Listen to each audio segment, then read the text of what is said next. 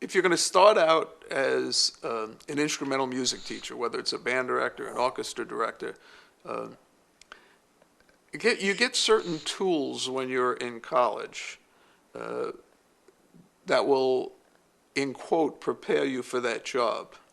But you don't ever get the tools about the job. You learn how a child is supposed to put the trumpet to the mouth, how an embouchure is formed. You know the fingerings. If you're going to play this note, you push these buttons down. Uh, that part colleges do well, but they don't do a lot with how do you budget, how do you meet with the other faculty members and get support for your program, how do you recruit kids to want to be in the band, what do you do in the band to retain them so that they say, you know, a kid says, I want to be in the band. Why does he want to be in the band? Well, he saw the band play, and he wants to be up on that stage playing. And then he says, okay, so he gets the trumpet, and he opens the case, and he looks at it, and he says, wow, this is unbelievable. Look how beautiful this looks. And then he realizes he has to learn how to play it. And, oh, this hurts, and oh, this hurts, and everything hurts. And how do you motivate them? When you're in college, you're on a high level of playing in your college band, and you're trying to do that immediately. That's not what it is. What it is first to get kids to enjoy the music, to have fun playing, to get over the initial steps, and then to keep them motivated. I know I publish a piece of music that only has 5 notes. First 5 notes the kids play.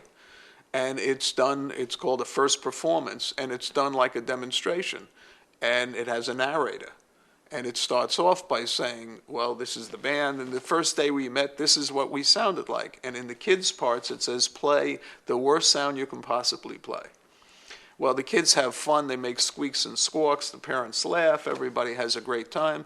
And over the next 15 minutes, it's a 20-minute concert, they actually play a couple of pieces of music only with 5 notes. Well, to the parents, it's the best concert in the world. The kids were successful. To the kid, it's why he wanted or she wanted to play an instrument, to play in the band. A lot of band directors won't do that. They want their kids to sound good. And sometime if they start in September, in April or May, maybe they'll put on a concert, or maybe they'll play a piece on a Christmas concert. No. You've got to get them playing right away. You want them to be successful. You want them to have fun doing it. So I think the biggest thing that young band directors need to do is to know that perfection is not what they're striving for. First, they need to have the child motivated to want to stay in the program. And then they continue to work towards perfection.